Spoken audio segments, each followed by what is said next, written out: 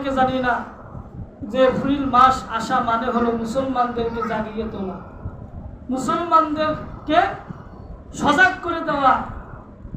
এই মাস আসা মানে হলো আমরা যে মুসলমান আছি আমাদের মাঝে যাতে কোনো দ্বিধা বিভক্ত না থাকে, কোনো দ্বন্দ্ব না থাকে, কোনো মারামারি না থাকে। হয়তো আপনারা অনেকে জানেন না যে এপ্রিল মাস একটা শোকের মাস। এই পৃথিবীতে যে 228টা দেশ আছে তার মধ্যে স্পেন নামে একটা দেশ আছে না নাই? জোরে বলেন আছে না নাই? এই স্পেন মুসলমানেরা শাসন করত প্রায় 850 বছর। কত বছর? 850 বছর মুসলমানদের আয়ত্ত ছিল। বিশেষ করে এই কর্ডোবা, আন্দালুস, এরপরে হচ্ছে মানে অনেকগুলো নগর যেগুলো মুসলমানেরা শাসন করত। সুবহানাল্লাহ। কিন্তু মুসলমানদের মাঝে দ্বন্দ্ব থাকার কারণে, মুসলমানদের মাঝে দ্বিধা বিভক্ত থাকার কারণে, মুসলমানদের মাঝে মারামারি করার কারণে ইহুদিরা খ্রিস্টানের বাচ্চা খ্রিস্টানেরা সুযোগ পেয়েছিল যে মুসলমানদের মাঝে তো কোনো ঐক্য নাই, মুসলমানদের মাঝে কোনো দলবদ্ধ নাই। এই সুযোগ পেয়ে তারা সেই স্পেনে অনেকগুলো মুসলমান তাদেরকে মসজিদের মধ্যে ঢুকিয়ে দিয়ে আগুন দিয়ে জ্বালিয়ে পুড়িয়ে ছাই করেছিলেন। আর সেই দিনটা ছিল এই এপ্রিল মাসের 1 তারিখ। এপ্রিল মাসের কি তারিখ? এই জন্য আমরা সেই দিক থেকে বিবেচনা করে বলতে পারি এই এপ্রিল মাস হচ্ছে শোকের মাস। কথা বলেন ঠিক কিনা? এই এপ্রিল মাস আমাদের সামনে আছে, আমরা স্বাগতম জানাই এবং এই এপ্রিল মাস থেকে আমরা শিক্ষা নেই যাতে আমাদের মুসলমানদের মাঝে কোনো দ্বন্দ্ব না থাকে, মুসলমানদের মাঝে যাতে কোনো হিংসা না থাকে, মুসলমানদের মাঝে যাতে কোনো দ্বিধা বিভক্ত না থাকে। কথা বলেন ঠিক কিনা? সম্মানিত উপস্থিতি, এই জন্য আল্লাহ রাব্বুল আলামিন পবিত্র কোরআনুল কারীমের মধ্যে জানিয়ে দিলেন ওয়াতাসিমু বিহাবলিল্লাহি জামিআন ওয়া লা তাফাররাকু। আল্লাহ রাব্বুল আলামিন বলেন তোমরা আমার রজ্জুকে শক্ত করে আঁকড়ে ধরো আর তোমরা দলাদলি করো না, তোমরা গ্রুপিং করো না, লবিং করো না, মারামারি করো না, তোমরা আমার রজ্জু থেকে ছিন্ন হইও না। কার কথা? আল্লাহর কথা, যে তোমরা কি মারামারি করিও না, গ্রুপিং হইও না, দলাদলি করিও না। সম্মানিত উপস্থিতি, সম্মানিত ভাইয়েরা, এই জন্য আল্লাহ রাব্বুল আলামিন সেই মুসলমানকে ভালোবাসেন যারা যারা সীসা ঢালা ন্যায়ের মতো এক মুসলমান অপর মুসলমানের সাথে মহব্বত থাকে। সম্মানিত উপস্থিতি, আমি একটা এক্সাম্পল দিচ্ছি, উদাহরণ দিচ্ছি। আপনার দেওয়ালগুলোর দিকে তাকান। এই যে দেওয়াল যখন প্লাস্টার করা হয় তখন আর ওই দেওয়ালের মধ্যে কিন্তু কোনো দ্বিধা বিভক্ত থাকে না। কোনো ইট কি দেখা যায়? কোনো বালু দেখা যায় নাকি বলেন? তদ্রূপ আমরা যদি মুসলমানরা যদি দলবদ্ধ হই, একতাবদ্ধ হই আর সীসা ঢালা দেওয়ালের মতো যদি আমরা হই, তাহলে আমাদের মাঝে অবশ্যই একে অপরের মাঝে হিংসা থাকতে পারে না, দ্বিধা বিভক্ত থাকতে পারে না। জোরে বলেন ঠিক কিনা? সম্মানিত উপস্থিতি, সম্মানিত ভাইয়েরা, এই যে আল্লাহর হাবিব বিশ্বনবী জনাবে মুহাম্মদ রাসূলুল্লাহ সাল্লাল্লাহু আলাইহি ওয়াসাল্লাম যখন 622 খ্রিস্টাব্দে যখন মক্কা থেকে মদিনার মধ্যে হিজরত করলেন, তখন দেখতে পাইল যে আউস এবং খাজরাজ এদের মাঝে দ্বন্দ্ব ছিল। কি ছিল? মারামারি ছিল, দ্বিধা বিভক্ত ছিল। আল্লাহর নবী বিশ্বনবী জনাবে মুহাম্মদ রাসূলুল্লাহ সাল্লাল্লাহু আলাইহি ওয়াসাল্লাম যখন মক্কা থেকে মদিনার মধ্যে চলে গেলেন, তখন আউস এবং খাজরাজ গোত্রের লোকদেরকে ডাকলেন যে, হে আউস এবং খাজরাজ গোত্রের লোকেরা, তোমাদের মাঝে আর কোনো মারামারি চলবে না, তোমাদের মাঝে আর কোনো দ্বিধা বিভক্ত থাকতে পারবে না, তোমাদের মাঝে কোনো দলাদলি থাকতে পারবে না। তোমরা আজ থেকে এক মুসলমান অপর মুসলমানের ভাই। সুবহানাল্লাহ বলে। এই জন্য আল্লাহ রাসূল সাল্লাল্লাহু আলাইহি ওয়াসাল্লাম জানিয়ে দিয়েছেন, আল মুসলিমু আখুল মুসলিম, এক মুসলমান অপর মুসলমানের ভাই। সুবহানাল্লাহ। সম্মানিত উপস্থিতি, আর আজকে দেখা যায় যে আমরা যদি কেউ লম্বা টুপি মাথায় দেই, তাহলে অনেকে আমরা কি মনে করি যে জামাত ইসলামের টুপি। আবার কেউ যদি 5 কলি টুপি মাথায় দেয়, তখন আমরা বলি যে মনে হয় কর্মীর আলেম।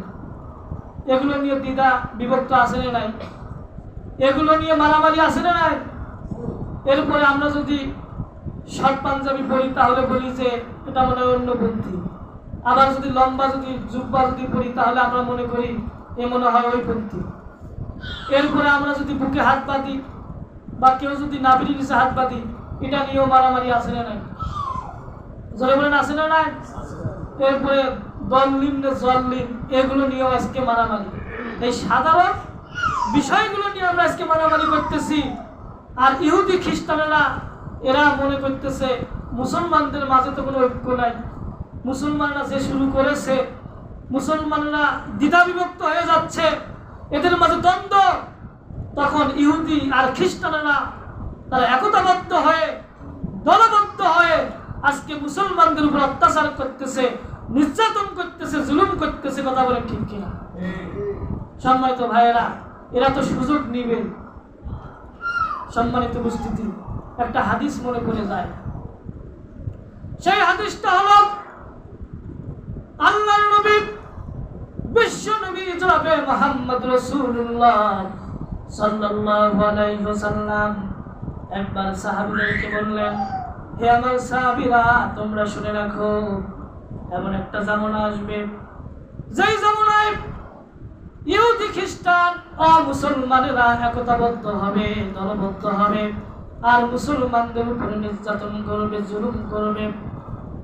তখন সাহাবীগণ বিশ্বনবী সাল্লাল্লাহু আলাইহি ওয়াসাল্লামকে বললেন, ইয়া রাসূলুল্লাহ, ইয়া হাবিবাল্লাহ, সেই সময় মুসলমানের সংখ্যা কম হবে না বেশি হবে? আল্লাহর হাবিব বিশ্বনবী জনাবে মুহাম্মদ রাসূলুল্লাহ সাল্লাল্লাহু আলাইহি ওয়াসাল্লাম বললেন, সেই সময় মুসলমানদের সংখ্যা বেশি হবে, কিন্তু তাদের ঈমানগুলো হবে দুর্বল। ঈমানগুলো কি হবে বলেন? আল্লাহর হাবিব বিশ্ব নবী জনাবে মুহাম্মদ রাসূলুল্লাহ সাল্লাল্লাহু আলাইহি ওয়াসাল্লাম একটা एग्जांपल দিলেন, উদাহরণ দিলেন, যে পুকুরের মধ্যে অনেকগুলো কচুরিপানা থাকে কি থাকে না বলেন? আল্লাহর হাবিব বিশ্ব নবী বলেন, একটা পুকুরের মধ্যে যেমন অনেকগুলো কচুরিপানা থাকে, ওই কচুরিপানাগুলো যেমন দুর্বল, তেমনি মুসলমানদের ঈমানগুলো হবে দুর্বল। যখন নাউজুবিল্লাহ, সেই জামানা আসছে কি আসে নাই বলেন? সম্মানিত উপস্থিতি, আমরা মুসলমান, আমরা সংখ্যায় বেশি, কিন্তু আমাদের দুর্বল ঈমান, ঠিক কিনা? আজকে ফিলিস্তিনের দিকে তাকান, এই যে ইহুদির বাচ্চা ইহুদিরা এই ফিলিস্তিনের মুসলমানদেরকে অত্যাচার করতেছে, জুলুম করতেছে, মারতেছে, ঠিক কিনা বলেন? ইরানের দিকে তাকান, এই যে খ্রিস্টানের বাচ্চা খ্রিস্টানেরা, এই যে আমেরিকার খ্রিস্টানের বাচ্চা খ্রিস্টানেরা এই ইরানকে ধ্বংস করতেছে। কথা বলেন ঠিক কিনা? এরপরে আপনার কাশ্মীরের দিকে তাকান, এই যে ভারতের এই যে হিন্দুর বাচ্চা হিন্দুরা কাশ্মীরের মুসলমানদের উপর অত্যাচার করতেছে। আর আমরা 57টা যে মুসলমানের দেশ, আমরা শুধু দেখতেছি আর কিছুই বলতেছি না। কথা বলেন ঠিক কিনা? তার মানে হলো আল্লাহর নবী বিশ্ব নবী 1450 বছর আগে যে জানিয়ে দিয়েছেন মুসলমানদের সংখ্যা বেশি হবে, কিন্তু তাদের ঈমানগুলো হবে কি? কথা বলেন। তবে সেই জামানা আসছে। কথা বলেন ঠিক কিনা?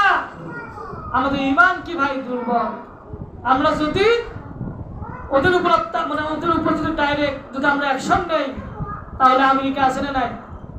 এরপরে অন্যান্য যে ইহুদি খ্রিস্টানদের রাষ্ট্র, এই রাষ্ট্রগুলো কিন্তু তারা কি একতাবদ্ধ, দলবদ্ধ। ওরা তখন কি করবে? ওই মুসলমানদের উপর আরো বেশি অ্যাটাক করবে। এই জন্য এরা ভয়ে কিছু বলতে পারছে না। সম্মানিত উপস্থিতি, অথচ আমাদের অস্ত্রও কিন্তু বেশি, আমরা সংখ্যায়ও কিন্তু বেশি। হয়তো আপনারা জানেন কি জানেন না যে খ্রিস্টানের সংখ্যা বেশি ছিল, এখন মুসলমানদের সংখ্যা বেশি। সুবহানাল্লাহ। আল্লাহ রাসূল যে কথাগুলো বলেছেন এখন কি সেগুলো ঘটতেছে কি ঘটে নাই? ঘটতেছে ভাই।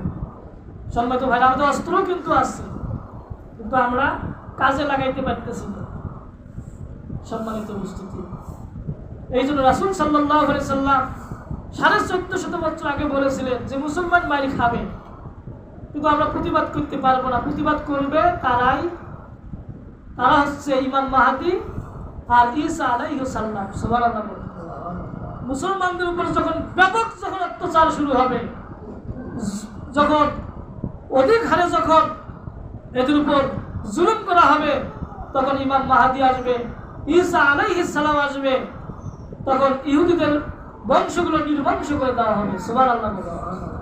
এরা যখন কোনো গাছের বা কোনো জঙ্গলে যখন আশ্রয় নেবে, তখন গাছ কথা বলবে, জঙ্গল কথা বলবে, মুসলমানদেরকে বলবে এখানে ইহুদি লুকিয়ে আছে, একে ধরো আর মারো। সুবহানাল্লাহ।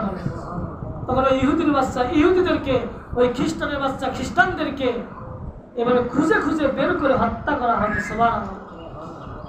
সম্মানিত উপস্থিতি, সম্মানিত ভাইয়েরা, তাহলে আমরা এখন কি একতাবদ্ধ নই? আমরা দলবদ্ধ নই। আমাদের মাঝে এখনো দ্বিধা বিভক্ত আছে, এখনো আমাদের মাঝে দ্বন্দ্ব আছে। আমাদের অবস্থাগুলো এমন হয়ে গেছে ভাই, যেমন আমরা ছোটকালে যেমন একটা ইংরেজি বইয়ের মধ্যে পড়েছিলাম, 2 ইঁদুরের গল্প আমরা পড়েছি। 2জন ইঁদুর একটা রুটি পেয়েছে, হয়তো আপনারা অনেকে জানেন, একটা রুটি পেয়েছে। এখন এক ইঁদুর বলতেছে আমি বেশি অর্ধেক খাবো, আর এই ইঁদুর বলতেছে না আমি বেশি অর্ধেক খাবো। কারণ এরা বলতেছে তাহলে চলো আমরা ভাগ করার জন্য বানরের কাছে যাই। তখন 2 ইঁদুর কি করলেন? সম্মতি গ্রহণ করলেন, বললো চলো যাই। বানরের কাছে যাওয়া হলো, বানরকে বললেন এই রুটিটা আমাদেরকে ভাগ করে দাও। এখন দাঁড়িপাল্লায় তো ভাগ করে দিল। এখন এক পাল্লায় অর্ধেক রুটি আর এক পাল্লায় অর্ধেক রুটি দিয়েছে। যে পাল্লায় রুটি বেশি হয় কামড় দিয়ে খায়, আবার অপর পাশে যদি বেশি হয় আবার কামড় দিয়ে খায়। খাইতে খাইতে ছোট ছোট টুকরে। কারণ ইঁদুর 2জন বলতেছে, একে অপরকে বলতেছে যে এটা কি হলো, আমরা যদি ভাগ করে খাইতাম। আর এখন তো দেখা যাচ্ছে ছোট ছোট টুকরা। এখন 2 ইঁদুর বলতেছে বানরকে যে আমরা চাই না, ওই ছোট টুকরাই দাও। এখন বানর বলতেছে এতক্ষণ যে আমি পরিশ্রম করলাম তার পারিশ্রমিক দাও, সেই পারিশ্রমিক হিসেবে এই রুটির টুকরে 2টা দাও। এখন দেওয়া হলো। এখন এরা কি, এরা কপালে কি থাপড়াইতেছে আর বলতেছে আমরা যদি আগে যদি মারামারি না করে যদি আমরা ভাগাভাগি করে খাইতাম তাহলে এই দশা হইতো। তদ্রুপ আজকে মুসলমানদের দশা কিন্তু ভাই এইরকমই হয়েছে। কথা বলেন ঠিক কিনা? সম্মানিত ভাইয়েরা, এজন্য আমাদের একতাবদ্ধ থাকতে হবে, দলবদ্ধ থাকতে হবে। সম্মানিত উপস্থিতি, এই জন্য আল্লাহ রাব্বুল আমিন পবিত্র কোরআনুল কারীমের মধ্যে জানিয়ে দিয়েছেন ইন্নাল্লাহা ইউহিব্বুল্লাযীনা ইউকাতিলুনা ফী সাবিলিহি সাফফান কাআন্নাহুম বুনিয়ানুম মারসুস। আল্লাহ রাব্বুল আমিন পবিত্র কোরআনুল কারীমের মধ্যে জানিয়ে দিল যারা আল্লাহর রাস্তায় জিহাদ করে, তার মানে হলো যারা কাফেরদের বিরুদ্ধে জিহাদ করে সারিবদ্ধভাবে একতাবদ্ধভাবে, আল্লাহ রাব্বুল আমিন তাদেরকে ভালোবাসে। সুবহানাল্লাহ। তাহলে এখন আমাদের জিহাদ করা উচিত। কথা বলেন ঠিক কিনা? এখন কিন্তু জিহাদ কিন্তু আমাদের উপর ফরজ আইন হয়ে গেছে ভাই। সম্মানিত উপস্থিতি, আজকে ফিলিস্তিনে যে মুসলমানরা যেভাবে মার খাচ্ছে, ফিলিস্তিনে যেভাবে মুসলমানদেরকে মারতেছে, আমাদের প্রতিবাদ করা উচিত। কিন্তু আমরা তো প্রতিবাদ করতে পারছি না। এখান থেকে তো আমরা চাইতেও পারছি না। পারছি কি? শুধুমাত্র আমরা বিক্ষোভ করতেছি। যাই হোক, এটাও একটা কি ইমানি শক্তি ভাই। হয়তো বা যদি আমরা মারা যাই, কিয়ামতের দিন যদি আমাদেরকে কোশ্চেন করে যে ফিলিস্তিনে মুসলমান মার খেয়েছিল, তোমরা কি করেছো? তোমরা বলতে পারবো যে আমরা যে ওই ইহুদিদের বিরুদ্ধে আমরা কথা বলেছি, আমরা বিক্ষোভে আমরা অংশগ্রহণ করেছিলাম। এভাবে আমরা জবাব দিতে পারবো কি পারবো না?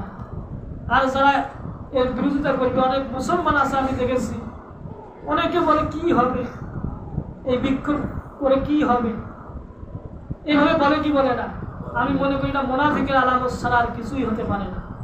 এটা মুনাফিকের আলামত ছাড়া কিছু হতে পারে বলে? সম্মানিত উপস্থিতি, আজকে গবেষণায় দেখা গেছে যে আপনারা হিন্দু ধর্ম বলেন, খ্রিস্টান ধর্ম বলেন, জৈন ধর্ম বলেন, জরথুস্ত্র ধর্ম বলেন, আর মুসলিম ধর্মই বলেন না কেন ভাই, এই যে জাতিগুলো যে আছে তার মধ্যে সবচাইতে বেশি মুনাফিক হলো এই মুসলমানেরা। জোরে কর নাউজুবিল্লাহ। এখন হয়তো আপনি কোশ্চেন করতে পারেন, কেমন কথা বললেন হুজুর? এখন দলিল না, রাসূল সাল্লাল্লাহু আলাইহি সাল্লামের জামানায় আল্লাহর নবীর সাথে যারা মুনাফিকি করত, তারা কি এই ইহুদির বাচ্চা ছিল বলেন? খ্রিস্টানের বাচ্চা ছিল? জরথুস্ত্র ধর্মের লোক ছিল? হিন্দু ধর্মের লোক ছিল? তারা কোন ধর্মের লোক ছিল বলেন? মুসলমান ধর্মের লোক ছিল। যেমন এই মুনাফিকের নেতা কি ওই ইহুদি ধর্মের লোক ছিল? কোন ধর্মের লোক ছিল? মুসলমানের। তার নাম কি বলে? আব্দুল্লাহ ইবনে উবাই ইবনে সালুল। তিনি মুনাফিকদের নেতা ছিলেন। সম্মানিত উপস্থিতি, নামাজও পড়েছিল, রোজাও করেছিল, হজও করেছিল, যাকাতও দিয়েছিল, এদিকে আবার রাসূল সাল্লাল্লাহু আলাইহি ওয়াসাল্লামের সাথে মুনাফিকি করেছে। তো আমল করে কোনো লাভ হবে? ততটুকু এখনো বর্তমান আছে অনেক মুনাফিক, এইরকম আর কি কথাবার্তা।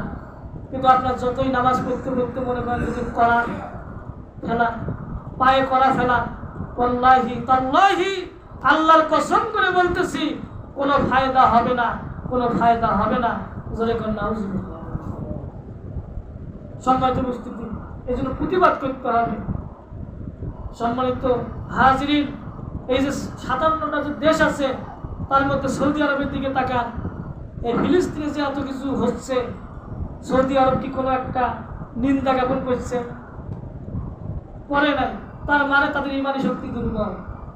তার মানে যদি তারা কোনো একটা নিন্দা করে তাহলে আমেরিকা আছে, তারা আমেরিকা ভয় পায়। ইরানে যদি আবার কিছু করে তা আমেরিকা কি চাপ দিচ্ছে, আমেরিকা কি করতেছে, হুমকি দিচ্ছে। কিন্তু ইরান যতই বলা বলি করুক ভাই, কিন্তু তারা কি কোনো কাজ তো আর করতেছে না। এদিকে পাকিস্তান বসে আছে, মিশর বসে আছে, অনেকগুলো রাষ্ট্র বসে আছে, কিন্তু তারা কিছুই করতেছে না। তার মানে হলো ওই যে রাসূল সাল্লাল্লাহু আলাইহি ওয়াসাল্লাম যে বলেছেন যে এমন একটা জামানা আসবে যেই জামানায় মুসলমানদের ইমানি শক্তি কি হবে বলে? দুর্বল। কথাগুলো তো রাসূলের ঘটতে হবে ভাই। এই জন্য আমরা কি করবো?